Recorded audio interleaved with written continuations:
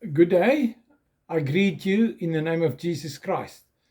And I welcome you to this series, a new series in English on Christ's Way. And this is lesson number 2 with the title, Christ Challenges His Church to Return to His Thoughts and Ways.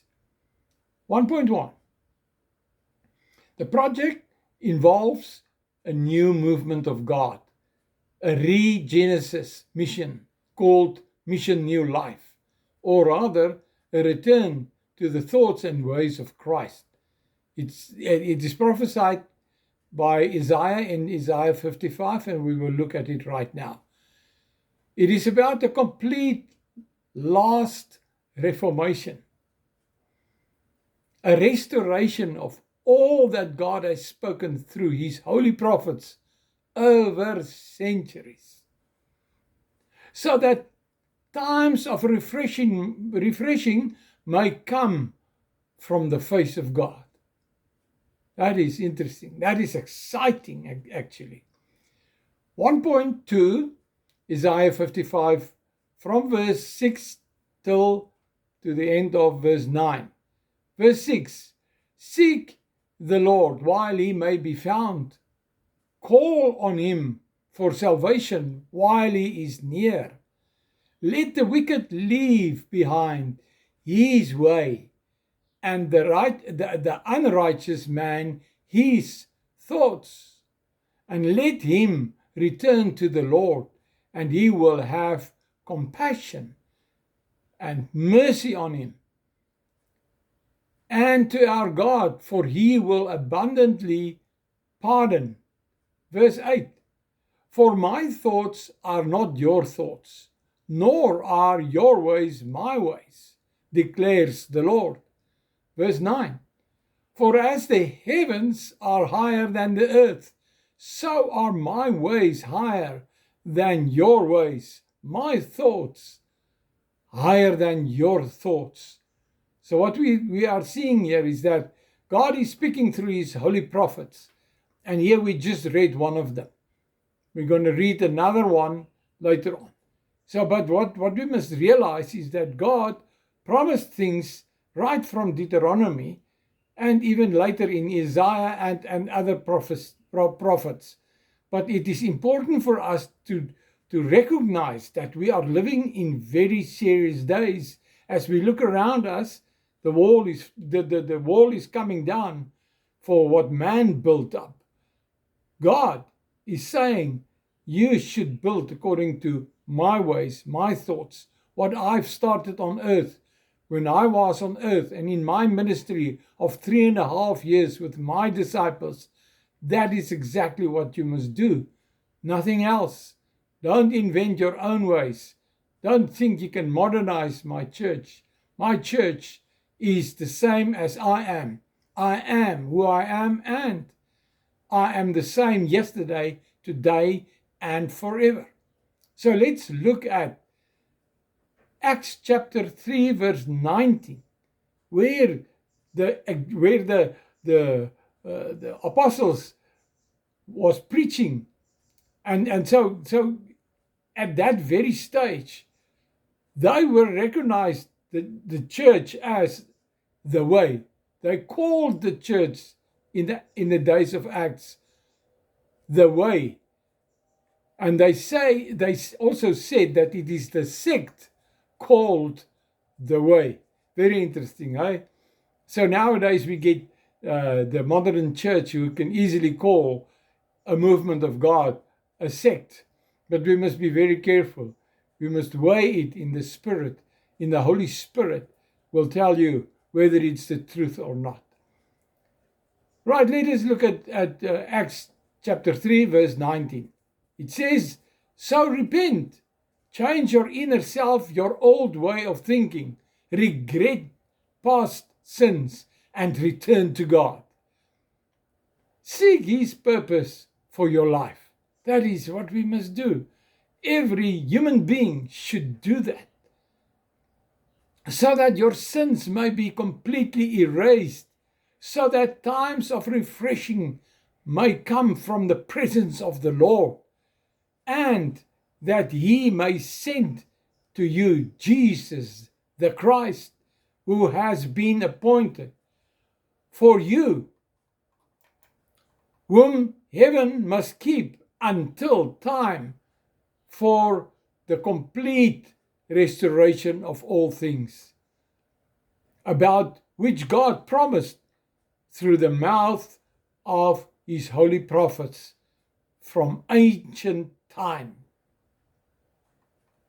Psalm 110 verse 1 is a prophecy from David. Let's look at that. The Lord, that is Father God, says to my Lord, that is the Messiah, his Son, Jesus Christ, sit at my right hand until I make your enemies a footstool for your feet, subjugating them into complete submission. Hallelujah. Powerful God. Verse 2. The Lord will send the scepter of your strength from Zion. And that is for the New Testament, it is the church. We are the Zion in the new dispensation, in the New Testament, because the Old Testament is fulfilled in and through Jesus Christ, through his death and his resurrection. And that is saying, the word that through the scepter of Christ, the ruler, is saying, rule in the midst of your enemies. Verse 3, your people will offer themselves willingly to participate in your battle in the day of your power. Hallelujah, that is exciting. Praise the Lord. Jesus is seated at the right hand of God, and he is resting from his work. He has completed everything on this earth, and he now rests there, and he waits for his church to rise and to follow up on what he started, so that we can complete what he started completely. Hallelujah. That is very exciting. 1.5, Acts 3 verse 22. Moses said to the forefathers in Deuteronomy 18 verse 18 and 19. The Lord God will raise up for you a prophet like me, which means like me, Moses, a man, a human being, like me from your countrymen. You shall listen to him and obey everything he tells you. Acts 3 verse 23. And it will be that every person that does not listen to and heed that prophet, Jesus Christ, will be utterly destroyed from among the people. Verse 24. Indeed, all the prophets who have spoken from Samuel and those who came after him also announced these days. Verse 25. You are the sons, the descendants of these prophets, and heirs of the covenant which God made with your fathers, starting with Abraham, saying to Abraham, and in your seed, capital letter seed, your descendant, your seed, that is Christ, capital letter seed, all the families of the earth shall be blessed. Verse 26, it was for you first of all that God raised up his servant and son, Jesus, and sent him to bless you by turning every one of you from your wicked ways. It starts with repentance. Jesus started to preach by saying, repent, for the kingdom of God is at hand. Hallelujah. Praise God. We have to repent to come to God. So repent means to turn away from darkness and you turn to the light, Jesus Christ. So you have to repent in your heart, and you must pay attention. Focus on Jesus, the light. And that's exactly what Father God said from heaven. It sounded like thunder when he said at the baptism of Jesus Christ through John the Baptist, as after he came out from the water, there came something like a dove it is the Holy Spirit upon Jesus and remained on him. And Father God says, this is my beloved Son, in whom I'm well pleased. Listen to him. Praise God, that is very exciting. And he is with us all the time. He will never leave us, never forsake us. But we have to turn away from wicked ways, our own methodologies of having church and doing church, and try to draw people and to lure them into your ways and your understanding. We have to repent. We have to allow the Holy Spirit, the sent one from God, who is our teacher, who is our guide, the one who leads us in all truth and who will reveal Jesus Christ unto us. We have to focus on Jesus and the work of the Holy Spirit. Revelation 4 verse 1 says, why repent? The question is asked, why should we repent then? Why should we reform and return? Because God's thoughts and ways are higher than man's thoughts and ways. That is a serious answer. That is a serious reason why we need to repent. And if any of you might think that you have it all together, that you understand everything, and that you are doing it absolutely correctly, according to what Jesus is expecting, according to what Father God is expecting, according to what the Holy Spirit is trying to guide you into, trying to teach you about. If you think you are 100% perfect, you must think again. You must humble yourself before God and ask him, Lord, I'm just an ordinary human being. Please help me. Reveal unto me your truths. And then, if we do that, if we repent, if we seriously repent, because we understand, we start to realize that God's thoughts are higher than our thoughts. God's ways are much, much, much, much higher than our ways. And it says in Isaiah, I'm going to read it to you. In Isaiah, that is under point 1.2, Isaiah 55, verse 8 and 9. My thoughts are not your thoughts, nor are your ways my ways, declares the Lord. For as the heavens are higher than the earth. Now, can you imagine how much higher God's heaven where he dwells? Can you imagine? Wow, how much higher is the heavens? Higher than the earth. And so what we need to do is we need to say, Lord, I have so much to learn. Still so much to learn. Because your ways are so much higher, as the heavens is higher than the earth. So here I am, Lord, please help me. So in verse 9 it says it clearly. For as the heavens are higher than the earth, so are my ways higher than your ways, my thoughts higher than your thoughts. And then the invitation is, repent. So if you realize how much higher my ways are, please repent and come to me and I will show you. I will teach you things that you haven't known, things that you haven't realized, things that you didn't understand. So I will teach you. I will guide you. I will reveal unto you my ways. But first of all, we have to start with my thoughts. You have to renew your mind to come in line, to realign with my thoughts.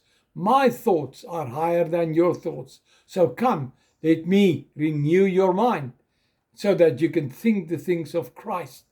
Think the things above, where the action and all that is important is around Jesus Christ, who is seated at the right hand of the Father. Revelation 4 verse 1 says, why repent? Why reform and return? Because God's thoughts and ways are higher than man's thoughts and ways. We are his sheep. He is the potter and we are the clay. Think about it. We are clay.